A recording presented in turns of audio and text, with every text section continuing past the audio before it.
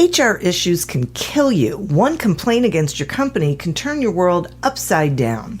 And you spend way too much time dealing with HR when you should be spending your time on making a profit. You should talk to Bambi. With Bambi, get access to your own dedicated US-based HR manager starting at just $99 per month. They get to know you and your business while providing HR expertise and the personal touch you need and want. They're available by phone, email, and real-time chat, so onboarding and terminations run smoothly. Team members reach peak performance, and your business stays compliant with changing HR regulations. And with Bambi's HR Autopilot, you'll automate important HR practices like setting policies, training, and feedback. HR managers can easily cost $80,000 a year, but Bambi starts at $99 per month. Schedule your free conversation today to see how much Bambi can take off your plate. Go to Bambi.com right now and type in Accelerate under podcast when you sign up. It'll really help the show. Spelled BAM, BEE.com. Bambi.com. Type in Accelerate. Me, but also you. The Pharaoh fast forwards his favorite foreign film, Powder Donut. Okay, what's my line? The only line I see here on the script is get options based on your budget with the Name Your Price tool from Progressive. Oh man, that's a tongue twister, huh? I'm sorry, I'm gonna need a few more minutes. Bulbous Walrus, the Bulbous Walrus. The Name Your Price tool, only from Progressive. The owl ran afoul of the comatose coxswain. Progressive Casualty Insurance Company and affiliates. Price and coverage match limited by state law.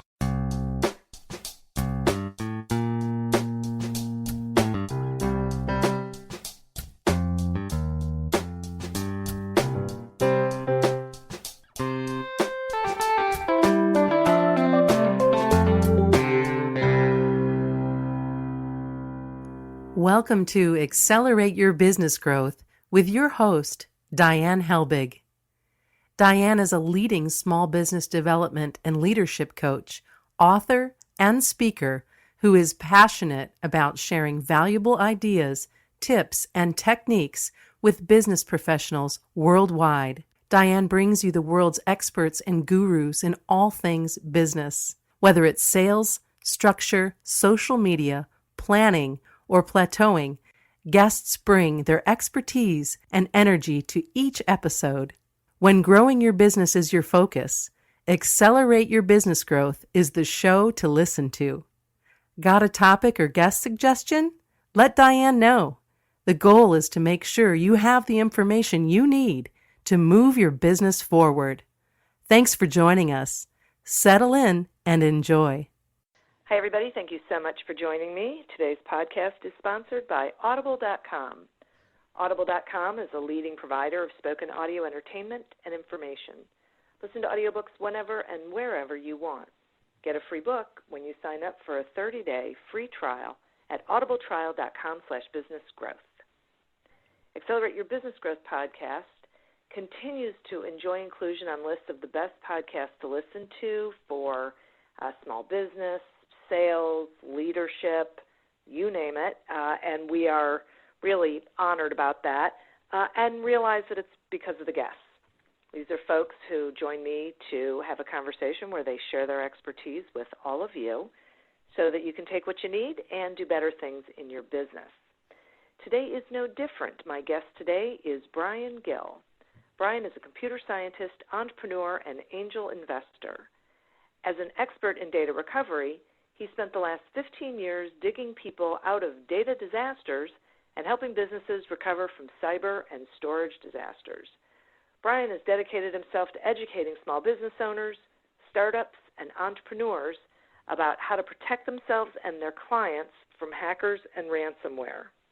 Thanks so much for joining me today, Brian. Thank you so much for having me, Diane. Should be fun. Yes, absolutely. And I want to start with ransomware because this is just one of these fascinating things, and I feel like every time I'm in a meeting, someone is talking about someone they know who has been a victim of it. So will you explain to the listeners, like, what is a ransomware event and what's going on with these things? Yeah, sure. So people have been hacking computers since computers have been a thing. As a super young man, when I was like 9 years old, I wrote my first attempt at a virus. So, this is something that has always been going on, right? And what's new is the direct monetization or the easy monetization of these hacks. It used to be maybe if you stole data from an organization, maybe I'll go shop it to a competitor. And you can imagine how difficult that must be to try to get, Pepsi to buy a bunch of sensitive data from Coke, because nobody wants to go to jail and you're going to have to convince this other party to play ball. That's going to be really, really hard. But now you don't need to even bother with all that. You can literally just grab an organization's key business data, lock it down with encryption, and then demand a ransom payment to then give you the decryption keys. So it's certainly not easy, but if you were to penetrate a business's network, and if you were to get kind of God mode access, and if you were to encrypt everything, because that technology is fairly new too, right? So there's a couple different things going on. And then the last kind of key to the kingdom is cryptocurrency, which is also, pretty new. And now when you demand a ransom payment, it's not a briefcase full of cash, right? Nor is it really like a bank wire, which would give you a lot of ability to then try to track down, well, at least I know what account we sent the wire to, and then we can go have law enforcement, go investigate that bank and that account, or see where, okay, it went from here to here to here, and let's as some sort of FBI person, let's do everything I need to do to try to track down who these folks are. One of the byproducts of cryptocurrency is that it's pretty darn anonymous. And so you kind of can use modern technology to kind of hack into a network, modern technology to encrypt that data, and then modern technology to get paid anonymously. And it's kind of, it's pretty much out of control. Yeah, no kidding. Okay, I have so many questions. My first one, or my next one, I guess I should say, is I thought the deal with cryptocurrency was that in order for like someone to pay with cryptocurrency, the collective was involved in saying, yeah, that's a legitimate deal. Yep, you're correct about that. So how does that happen with this? So you're 100% correct. One of the whole points of blockchain is you have a collective. As a collective, we all sit there and can look at every single individual transaction, and we can all agree that, that wallet over there moved 2 Bitcoins to that wallet over there, right? Okay. Most of the actual popular forms of cryptocurrency, Bitcoin included, they decided very early in their design process that it was okay, 100% okay, to have an anonymous wallet. And in fact, it's been debated for many, many years, like who is kind of the inventor of Bitcoin, because somebody is sitting on billions of dollars worth of currency, the founder of it.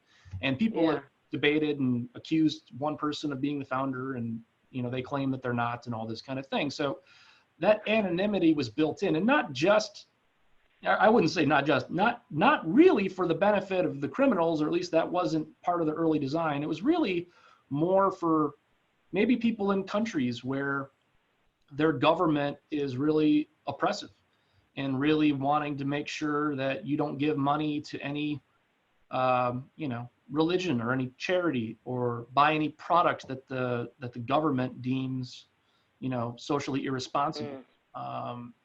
In our country, we decided like maybe 10 years ago that poker, is a bad thing. We shouldn't have online poker.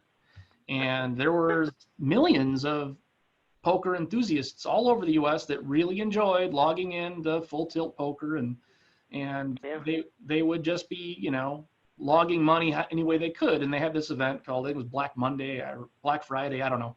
And, the government basically said, nope, it's not illegal to play online poker, but they made it really, really hard to put money in and get money out of these platforms.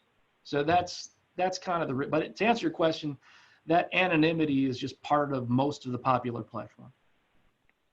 Yeah, it seems like that's a bit of a problem. So that, of course, criminals take advantage of.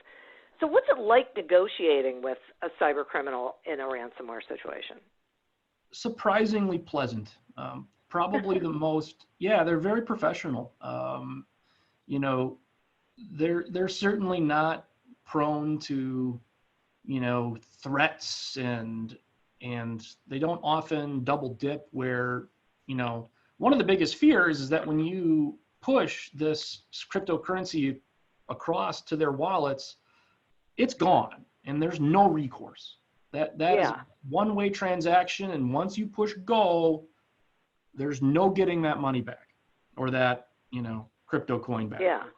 Right. So you're 100% wholly dependent on them then following through with what you just tried to purchase, which is a bunch of decryption keys. And you might think that they would be in great position to come back and demand another big payment. Yeah. But they have a couple things are going on. One, they have an online reputation.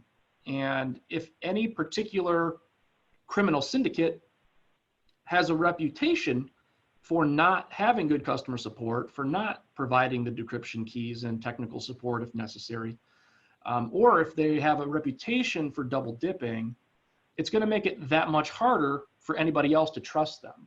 And the flip side of that is if a particular, you know, brand of ransomware has a very, very stellar reputation as far as responsiveness and always 100% of the time coughing up the keys and coughing them up quickly, that is going to that's going to lubricate the process of facilitating and people taking that risk. So they really are very responsible with their kind of brand management. And they are, you know, I and a bunch of people on my staff who've done it even more than me, it is, I would say, nearly award-winning customer support. I mean, if you send them an email, you'll probably get a response within usually 5 to 10 minutes. All hours of the night, all hours of the weekend. They're usually pretty cordial, pretty well written. Not, you know, the scary kind of human ransomers, or, you know, it's not that type of experience at all. They're actually pretty professional.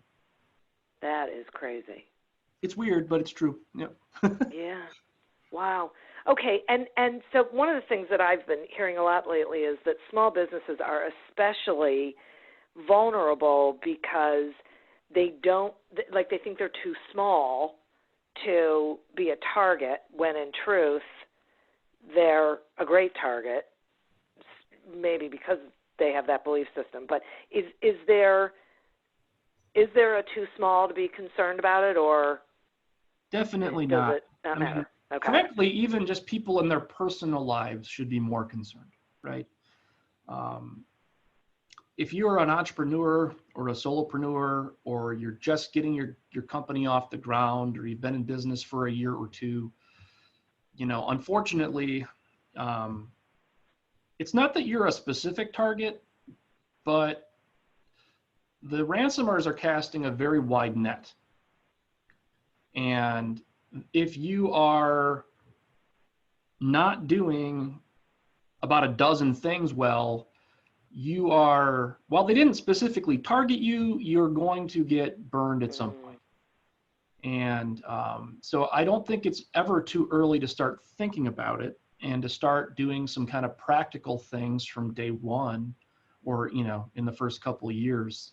And kind of, I would say the number one thing is just to educate yourself. You know, I know your podcast is about accelerating the business and the sales and the marketing and all the really fun stuff, right? It's fun growing your business. It's awesome when you see your business do 25% better revenue than the year before, right? I look back 15 years ago when we started Gillware, and, you know, those first moments are some of the happiest of my life, where, hey, I can afford to pay myself a salary. You know, that's awesome, right? That's Yeah. no one can ever take that away from me, that we built something that, I got a paycheck from, let alone a bigger paycheck than I could get anyplace else. But it's really, really neat stuff. And, but this is not necessarily about accelerating your growth, but more about making sure you don't have a massive deceleration, right? By a crazy disruption. Yeah. And the more fun you're having, probably the more you need to be worried about it. Yeah. Exactly. That is exactly right. So let's talk about some of the things that small business owners can do to safeguard themselves. And one of them that I don't even know if it works or not, so I would like you to talk about, is managed service providers. Yeah. Do they help companies stay secure? And if so, how? And how does someone know that's actually happening, even though the MSP's telling them? Fill us in on that. Yeah, it's really, so every business, including my own, once you hit, and we're a bunch of IT nerds, okay? And even when we hit like 10 or 12 employees, there was enough kind of day-to-day distraction with a lot of these different IT things, like, oh, okay, somebody needs to buy a computer and somebody needs to put our software on it and somebody needs to create an email account and put antivirus software on it. And okay, where is this going to be hosted? Like, even us as a technical company, it made sense over the years a couple times to hire an MSP versus the dramatic expense of trying to hire an IT person, right? To actually sit there all day. I mean, and that's a huge expense. And hiring that first IT person is no picnic at all. What if they're no good? What if they're sick for a month? You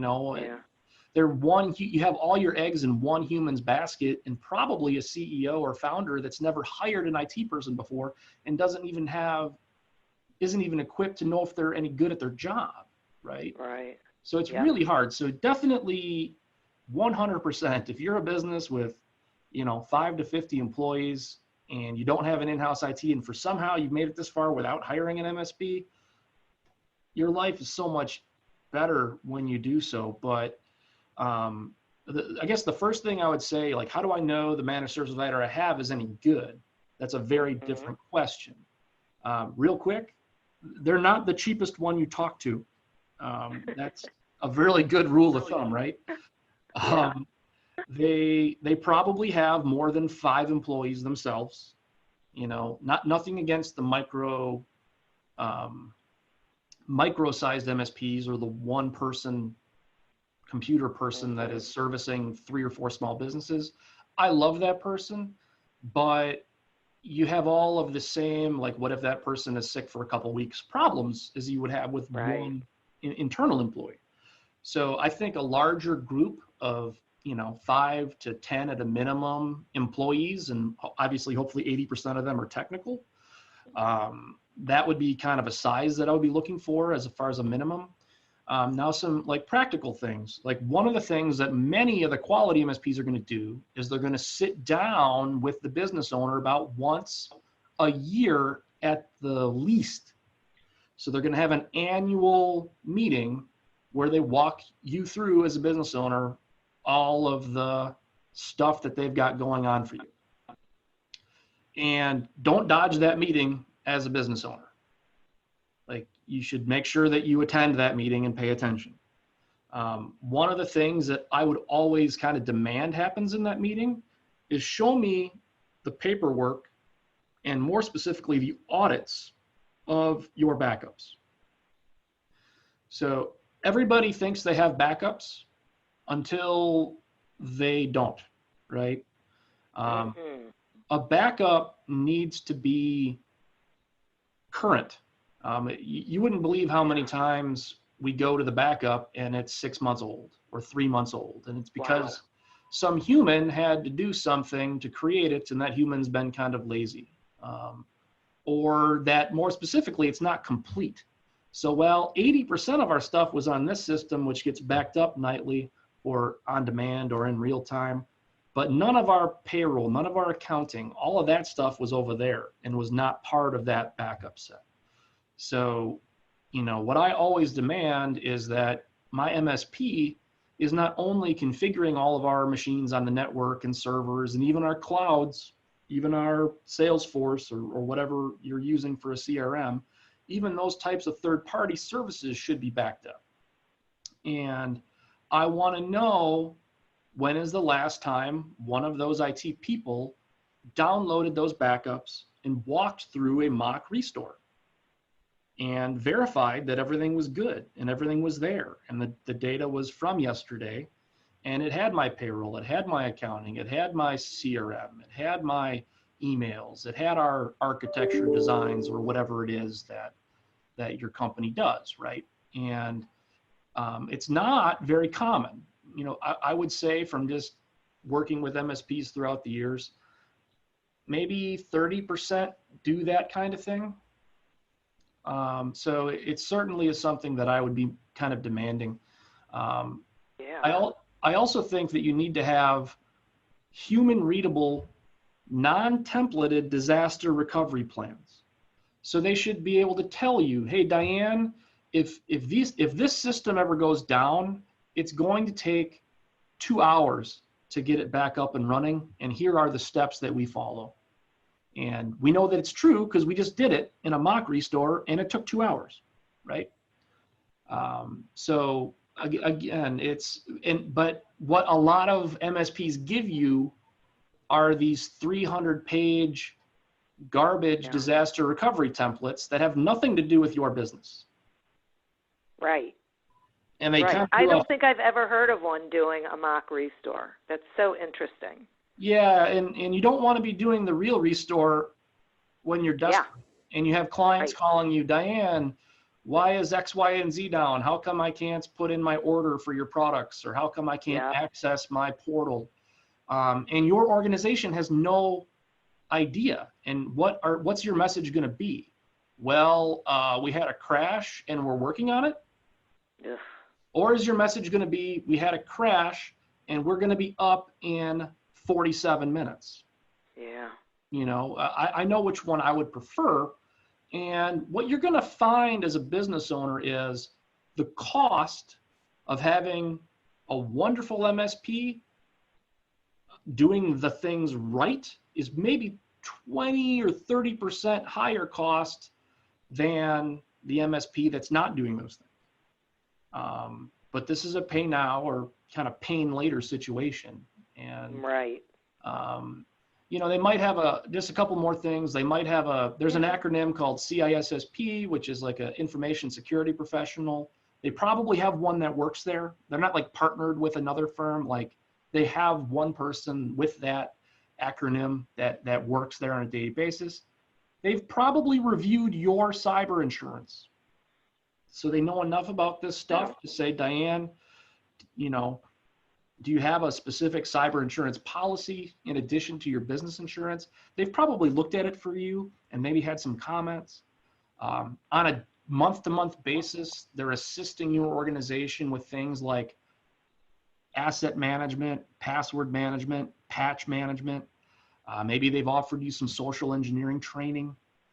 You definitely when you log into your VPN from home, you're getting not only a username and password, but then also a second factor like a rotating key or a smartphone app that you have to type in a 6-digit code from. So and if you're listening to this and you're like, man, my MSP isn't doing any of these things, don't necessarily immediately throw them under the bus. It very well could be that they offered you many of these things and you declined.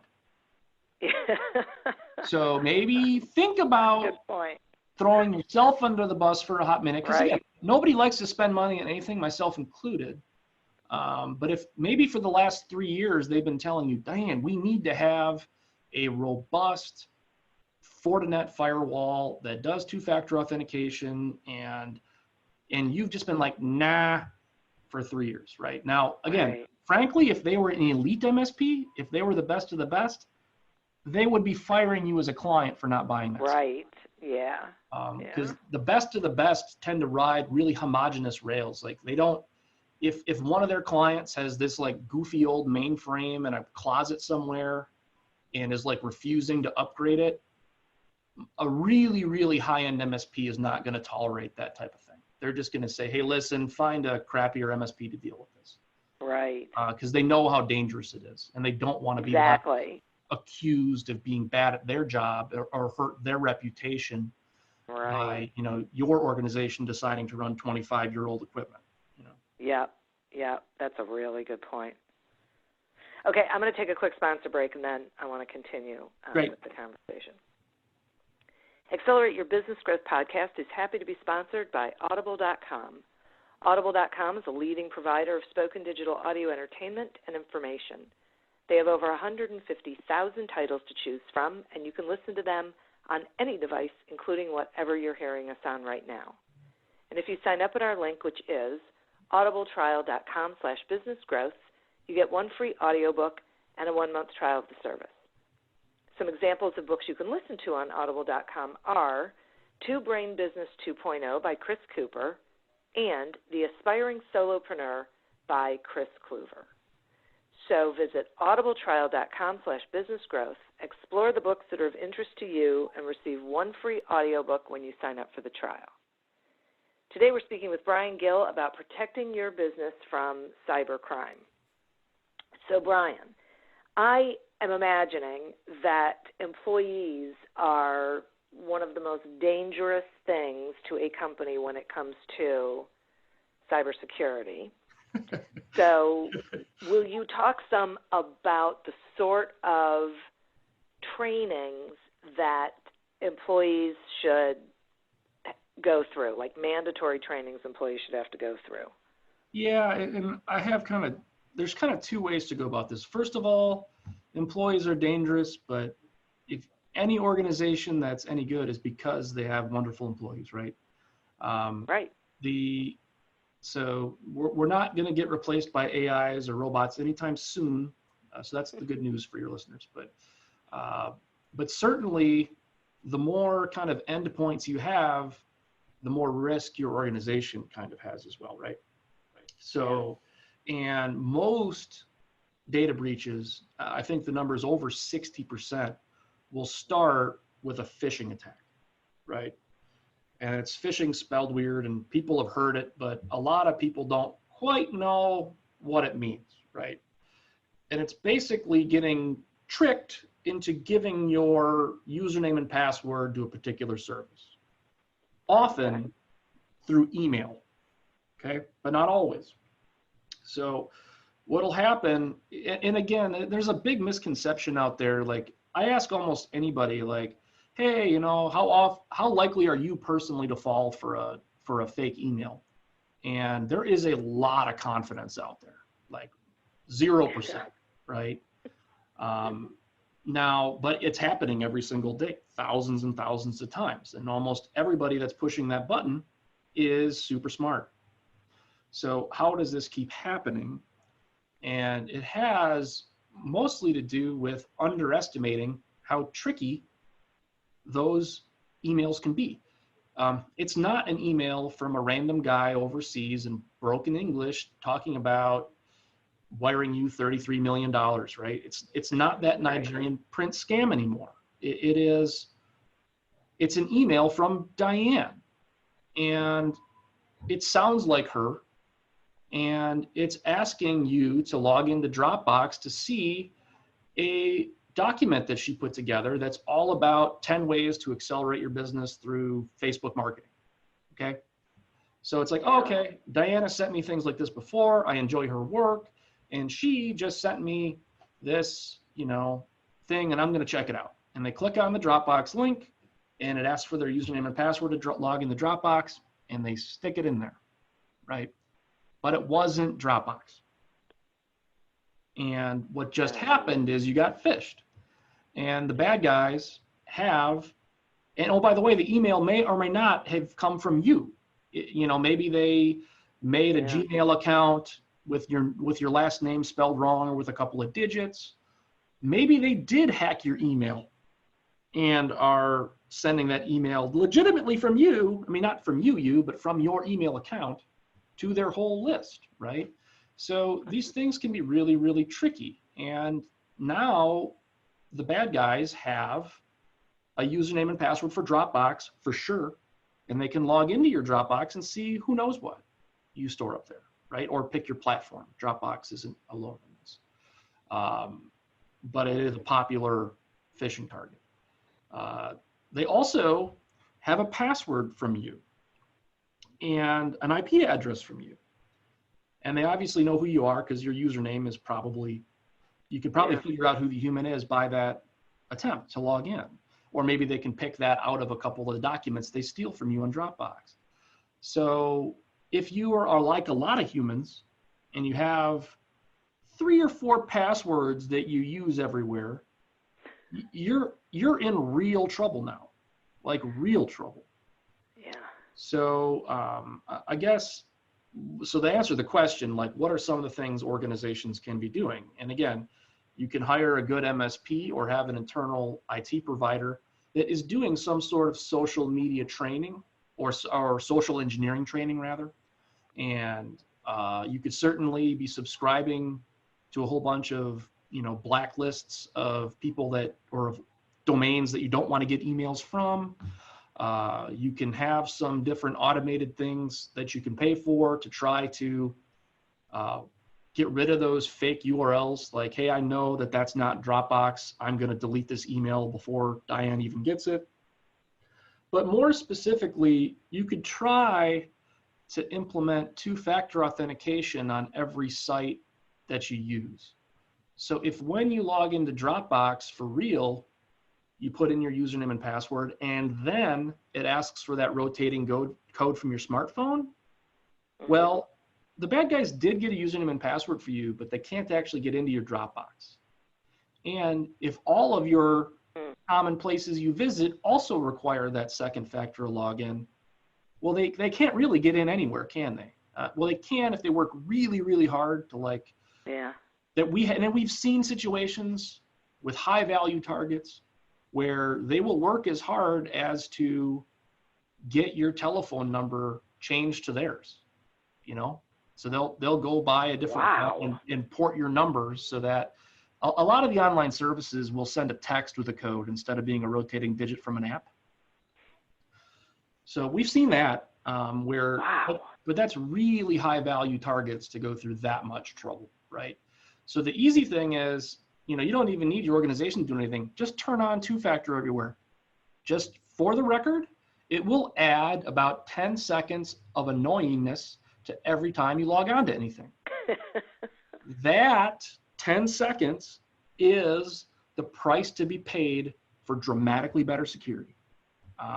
So it's a trade-off. And, if you're the CEO where your IT guy said, hey, we need to add this 2-factor to the firewall, and he turned it on, and you're like, oh, this is annoying.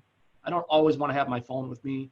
And you told him to turn it off. Well, that was a bad behavior. And call him back and tell him to turn it back on. But more than that, and again, I don't want to get super duper technical here, but there is a whole new passwordless thing happening where probably 5 years from now, people probably won't use passwords very much. It'll be kind of seen as archaic, is my personal belief. There's a new thing called a YubiKey, and again, I don't have any relationship with them, but you can buy them on Amazon. They're about $50, and it's a key. It'll fit on your keychain. It's about the size of a key, and when you go to log into services, you just have to push a physical button on your key, and it replaces that whole username password thing. It really does. And and it's really powerful, but it's really it's scary for people to get started. But what you'll find is that your Dropboxes and your Facebooks and your Gmails, they all support it. It's a new protocol. It's called U2F, and you don't even really need to understand it very much. But if all you did was, go to your online retailer of choice and buy a YubiKey, you'd be and then just decided to move all your password management to that physical dongle, your life would be more secure. That is so interesting. Yeah, and again, there's going to be trade-offs to everything that can be done. Well, what happens when I lose my key? And well, now I've got this single point of entry, and what if I lose it in the parking lot? Are they going to be able to get into everything on my behalf? There's certainly, nothing's perfect, but I think 5 years from now, everybody is going to have either a standalone security dongle, or they may have just kind of built into their smartphones, which are doing the biometric sensing of, yep, that's definitely Diane. Like, we're just going to outsource a lot of this right to those cell phones, is what I personally think. Right. Okay, so this leads me to my question about employees who are working remotely. So, or even business owners who are working remotely, like in coffee shops and things like that. Does that whole key thing protect them when they're like at a Starbucks? Yep. So it would help a lot, because one of the things there's a lot of different ways you can get burned on the road. And we talked about how you can get phished and how you might go to the wrong Dropbox or the wrong Gmail. Well, sometimes if you're in the wrong coffee shop, they may have a, McDonald's free Wi-Fi that's sitting there. And that might not be McDonald's, okay? And we're starting to talk about some of the more advanced melt your brain type of hacks that are out there. But if there was a doppelganger wireless network there that you decided to use, well, they're going to see a lot of that traffic. And one of the goofy things, if you're really, really smart, that you can do is you could trick this whole ecosystem into thinking, well, gmail.com isn't over here at this IP address. It's actually over here at this IP address. So, wow, really? Really. Now, what you might notice when you log into Gmail is in the upper left-hand corner of your browser, there's like a little lock that sits there that shows you, like, I know this is really Gmail, because there's a whole bunch of tech mumbo jumbo that's happened, and they purchased a bunch of certificates to prove that this is really Gmail. But in some situations, you can end up not seeing that little lock, and maybe you didn't even ever notice it sitting there, right? Right. And you go, but again, you click on a bookmark, and then you log into quote unquote Gmail, and they got your stuff that way. So again, this whole, and I don't want to spend the whole time talking about U2F and YubiKeys and all this kind of thing, but it really is a different protocol where when you set up that U2F account, it will do a private handshake, and the encryption, the situation both ways is going to be encrypted to a new standard, and you're not using username and password, you're clicking the thing, and that key is not going to be fooled by the fake Gmail, nor is it going to be fooled by Dropbox spelled wrong with like a 0 instead of an O somewhere. The key knows, hey, and the key's paying attention. It's like, this isn't really them. And even if it was them, they don't have the other half of the encryption handshake. They just don't have it. So, because that was established, 17 months ago. So what you would notice if you were on one of those bad Wi-Fi's is things just wouldn't work, and it would probably just warn you like, hey, this isn't right. I'm not going to even try to log you in here. Yeah, so, right. I've seen that. And the second thing, we talked about it a couple times, but if you were going to be, when you're business traveling, it's really, really important. You are probably logging into your O365 account, or you're logging into your business network over VPN. I would argue that any organization of any reasonable size should probably have 3 factors of authentication. One being, that's a trusted device. Like, I know Diane's laptop. It's got a MAC address of this, and yep, Diane used a username and password that I know is good. And then the third factor would be that rotating code, right? So that would be the minimum to log on to any network that I managed. And again, it'll blow people's minds, but if you're a high enough value target, there are incredibly savvy folks that can still penetrate these networks, but you're making it so difficult. And Right. if you had those three things, it's going to be exponentially more time sink for a criminal to hack into you than the other, 90 million businesses in America. So Yeah, exactly. sometimes you don't have to be faster than the bear. You just got to be faster than the people next to you, right? Right. You got to be faster than the slowest runner. That's right. So what about having your own hotspot? Yeah, I mean, Does that help? I mean, if you are paying like your telecommunication service, like Mm-hmm. a Verizon or somebody for like an always on kind of LTE, and if that service is in the major in all the major airports that you're traveling to, certainly that would be better than trusting some random Mm-hmm. untrusted quote unquote McDonald's or hotel Wi-Fi, when it is not all that difficult these days to basically pull up a van and just produce Right. free Wi-Fi. So yeah, it's certainly having that trusted, always there service is probably a better option. As far as turning your cell phone on to actually be a hotspot for other people, certainly it's relatively secure. Certainly I would not recommend, ever giving your password for your hotspot to, random people, but you could Right. probably, trust most of your coworkers or your children not to get into too much trouble. But do keep in mind that their activity is kind of your activity, right? Yeah. So you do want to be at least a little bit paranoid. Yeah. And frankly, it's easy enough to turn it off when you're not using it. And, my personal hotspot is usually off. Right. And a little paranoia goes a long way. Yeah, too much It's all this paranoia stuff. and you turn into me, but there's an appropriate amount. Yeah. Right. Exactly. Okay. So, and talk to me about cyber insurance coverage. How does a company know they've got enough? Well, first of all, have some, right? Yeah. Most businesses, again, once you reach a certain size, maybe you got that like 6th or 7th or 8th employee, you've probably at that point come to the conclusion that you need some kind of business insurance, right? Right. And you've met with a broker and they told you all the wonderful things that they did, and you picked a couple things out of their platform. But what you probably didn't do is buy a cyber specific policy from a company like a Beasley or a Travelers Insurance. And what you might be surprised by if your organization gets data breached and all of a sudden you have this devastating business event, right?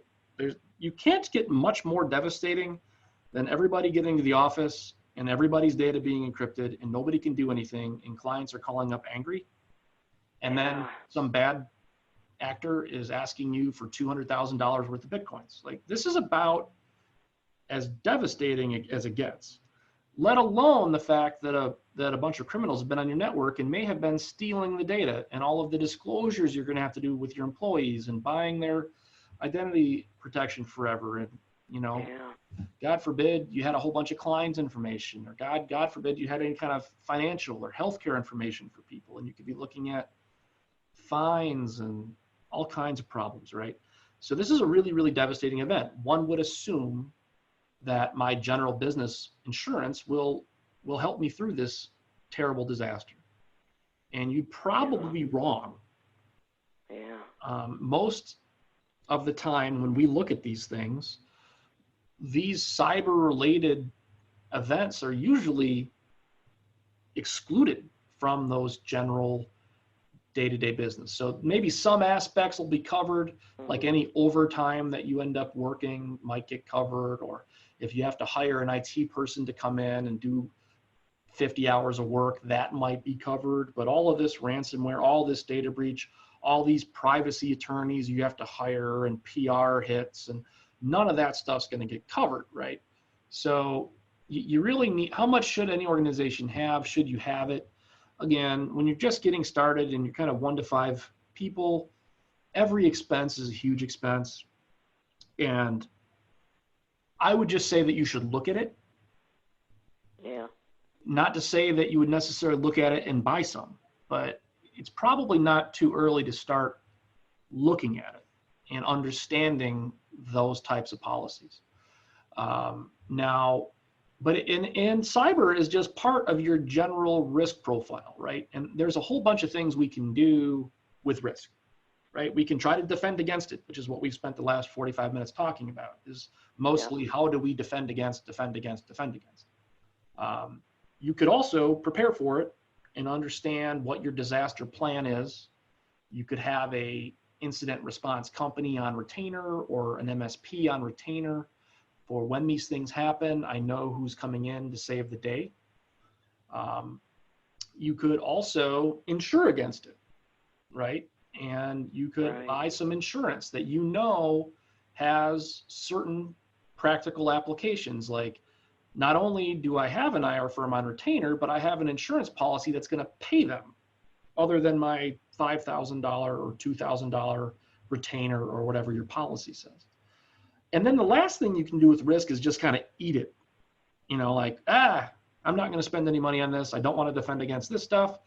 And if this type of stuff happens, we are just going to whatever the ramifications that are, that's the boat we're in, right? And any thoughtful plan is probably going to eat some risk, right? For sure, because you don't want to just, in order to protect your company, it'll be $250,000 a year. Well, my revenue is $500,000. I can't spend half my revenue on defending against this. So you're going to be eating and, putting on a plate and carving up with a knife and a fork. You're going to be eating some risk, right?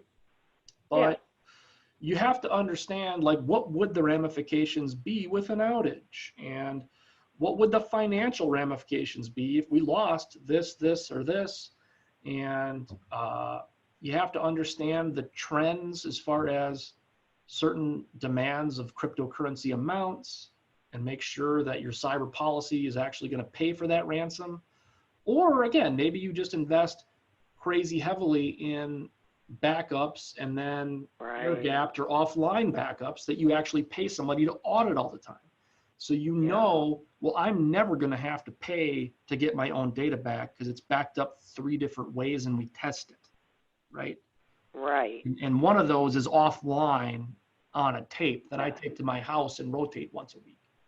So, this stuff is just really confusing, but certainly I think that once you hit like 20 employees or once you hit like a couple $1 million of revenue, if you don't have a cyber insurance policy to cover some of this stuff we're talking about, you're just not prepared. If you've looked at it and made a decision that you're going to eat that risk, that might be okay. But if you haven't looked at it, you've never even heard of these cyber policies and just kind of assumed your business insurance was covering it, you need to start looking around and talking to some brokers. And it's nobody ever, and I have a lot of friends in the insurance business at this point, but it's a hard thing as a business owner, right? To say, hey, I'm going to call 2 or 3 vendors and have them try to sell me stuff because that's what we want to be doing to our clients.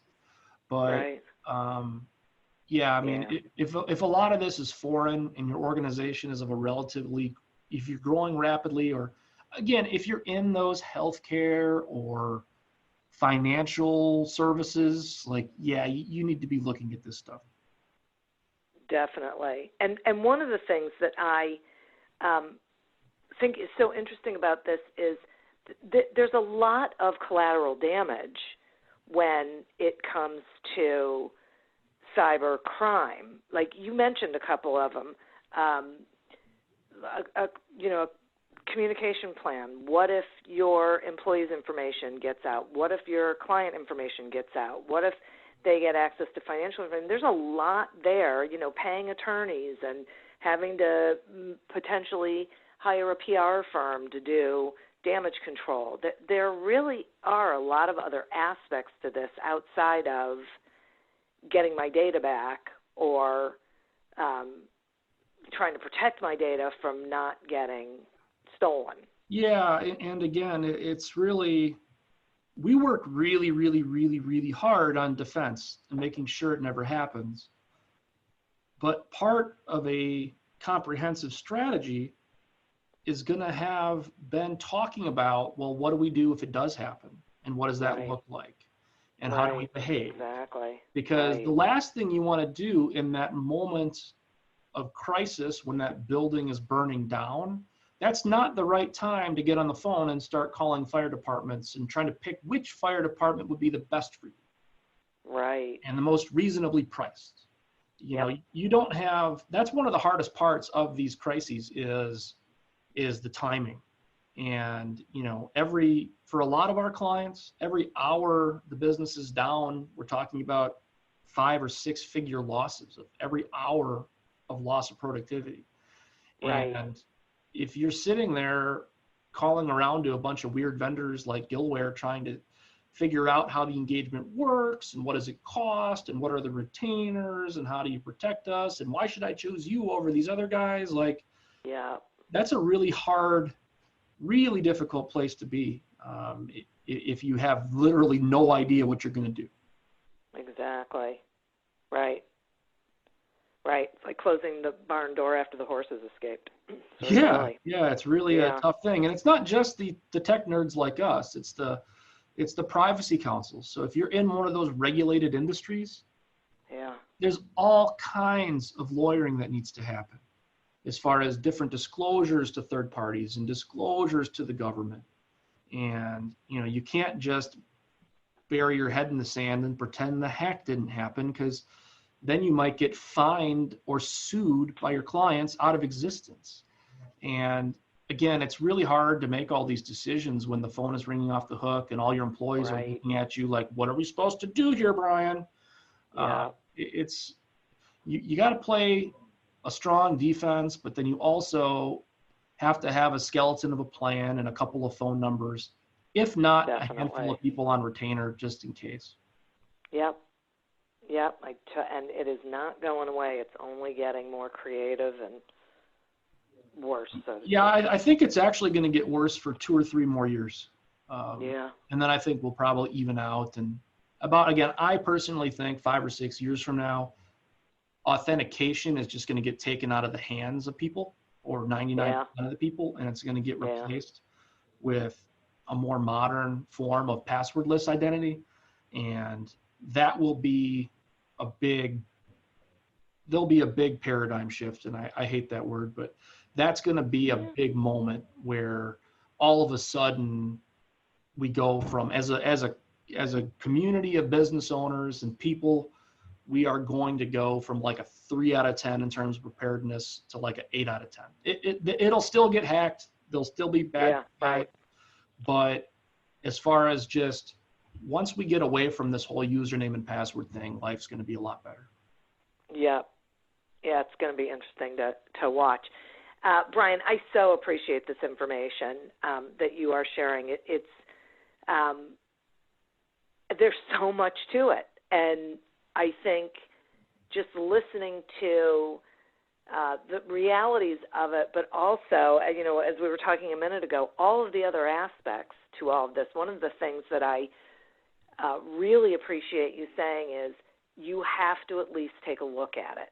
Get educated. Find out what resources are out there and make sure that you are covered reasonably, intelligently, whatever it is, and then at least you know what you are doing or not doing and what the possible ramifications are of that before something happens. So thank you so much for sharing that information. It's tremendously valuable. And will you tell the listeners, you know, about how they can find you and what's going on over there? Yeah. So again, I'm just here to try to add value. And again, I do vividly remember 15 years ago when we started this business and we're running it out of a basement instead of a physical office. And I look back at those days really, really fondly. And if we would have got some sort of a breach in year 2, my life would be dramatically different. It is so much fun to build your business and really go for it. But playing a little bit of defense is really, really smart. Again, I'm Brian Gill from Gillware. Best way to find me, I'm somewhat active on LinkedIn, is probably my number one social media. And then if you're a business owner and you're kind of wondering how prepared you are, we have put together a free platform called the Ransomware Stress Test, where you can go to gillware.com, find the RST, and you can take a self-guided tour through most of the stuff we've been talking about here with Diane. And at the end of that, it'll kind of give you a rudimentary score for how you're at in some of these categories, and then even some videos talking about self-remediation steps. So it's really not like something where we're trying to convince people to take it and then give you some sort of goofy hard sell later. It really is just trying to raise the awareness, not of the IT people, but of the CFOs, the CEOs, the board members. It's a great vehicle for those people to kind of get an idea of how prepared they are for this kind of stuff. Wonderful. Wow, that is great. I strongly recommend everyone go and take that so you know where you are. It does take a couple hours, so it's not. Okay. There's some. That is the one problem is, as you might, we've talked for like an hour or whatever, and that is one of the reasons why we're so inadequately prepared as a society, is because there's just so much stuff to this, and it's not all that fun. But if you can take a couple hours and at least, if you've made it to the end of this, I applaud you, and I hope you are going to take a baby step. Don't try to do all this crap in one day. Take one baby step, to at least making sure your passwords are big and nasty or something, or rolling out 2-factor authentication on your firewall, or buying a firewall if you don't have one, all those types of things. Anything is better. Just take one baby step, please. I'm begging you. Yes. I'm so with you on that. And listeners, thank you. You're who we're doing this for. And listen to this episode again. Make sure you get that information down. And as Brian says, just do at least one thing. You'll feel better for it. And I would like to thank our sponsor, Audible.com. To get your free trial of Audible.com as well as a free audiobook, please go to audibletrial.com/businessgrowth to sign up. As always, continue to prosper and be curious. And until we meet again on another episode of Accelerate Your Business Growth, goodbye and good day. Imagine how fast we could solve the world's biggest problems if more SaaS startups would gain traction sooner. Welcome to the Tech Entrepreneur on a Mission podcast. This podcast is dedicated to sharing experiences from B2B SaaS CEOs who are going above and beyond to deliver change that is noticed. You will hear their secrets and learn what is required to build a SaaS business that the world starts talking about and keeps talking about, and how to overcome the roadblocks to do so.